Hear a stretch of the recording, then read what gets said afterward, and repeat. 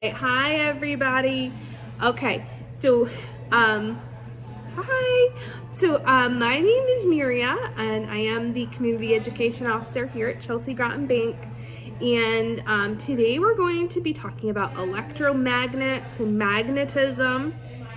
I am live at our West Side branch, so if you hear other things happening in the background, that's why. If you can't hear me, let me know, okay? These are the things that we're going to need today. We're going to need a pair of scissors.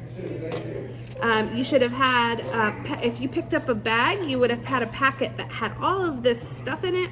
It had a piece of sandpaper. It had some tinfoil. It had some wire. You might have had to grab another bag that had extras, that had a roll of tape, maybe a nail, okay? But you should have a cork and a battery, and some googly eyes. That if you've got them, that's great. If not, they're not necessary, okay? And then you just need some things that you think a magnet might pick up, okay? All right. So today we're gonna go ahead and get started. So can somebody tell me what this is? What's this? Miranda, what's this? Yeah, you're right. It is a magnet. So Christian and Lily. All right, awesome. And Evelyn. Oh, awesome. I actually know them in real life. You do?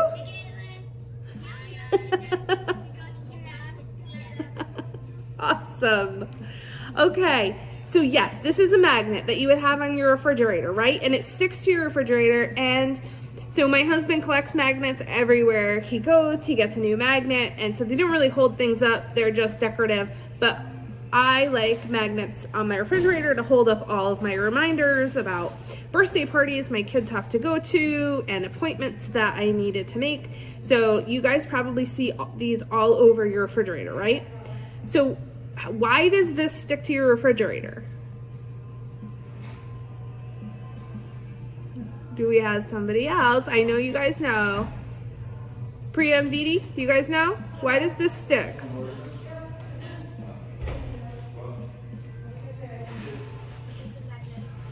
Yes, so a magnetic field, right? But we're gonna watch a quick video about how magnets work, like this type of magnet. And then we're gonna talk about an electromagnet, which we are going to build today. But they work a little bit differently, so I'm gonna share my screen with you guys. You can watch.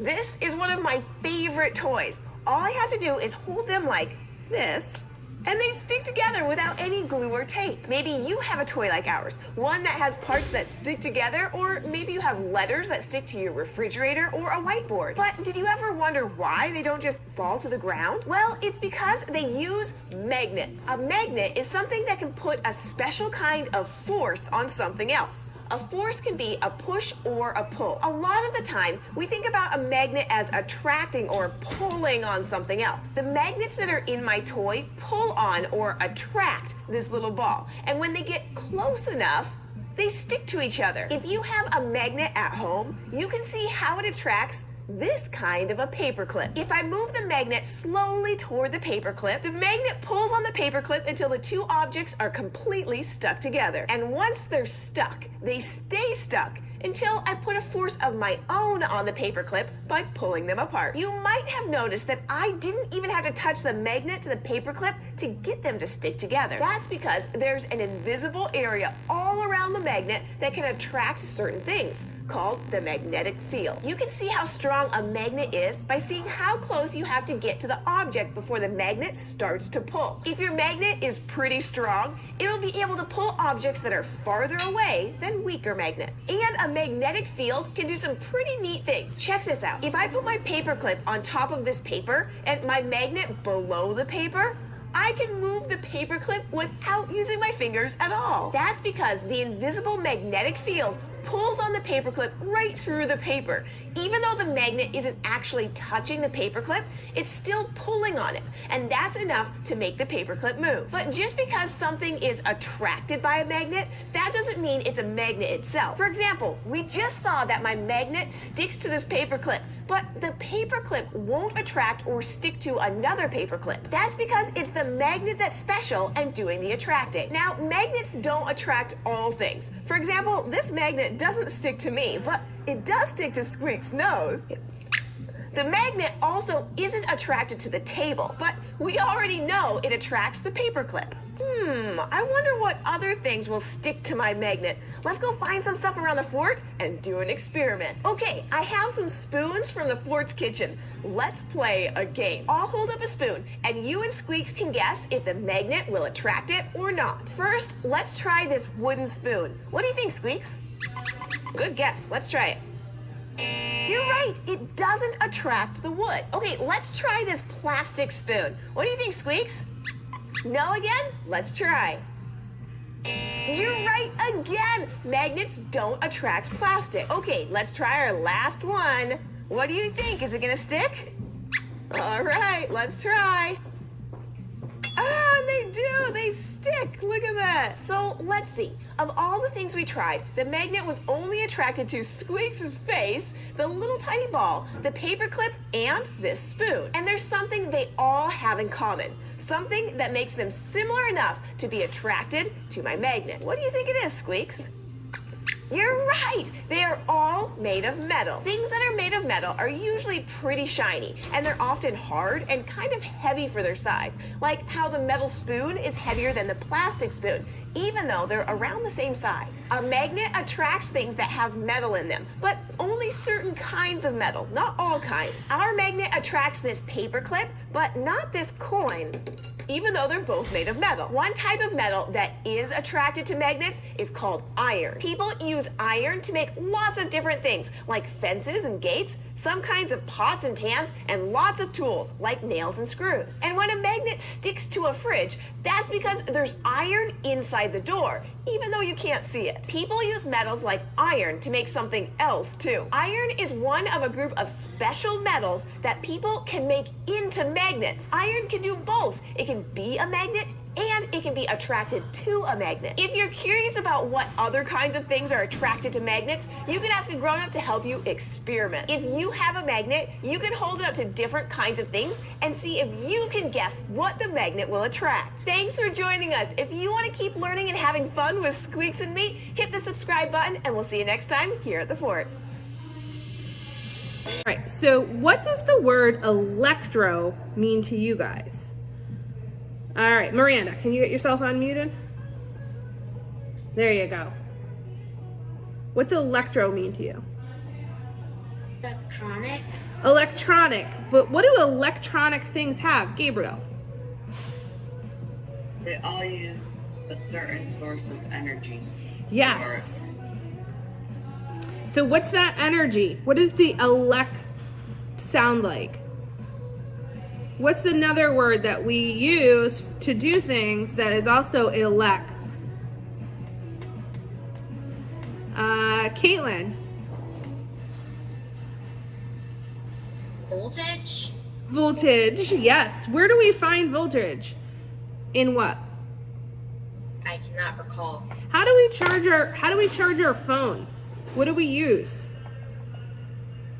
The battery keeps it charged. How do we charge our phones? Chargers. What do we plug them into?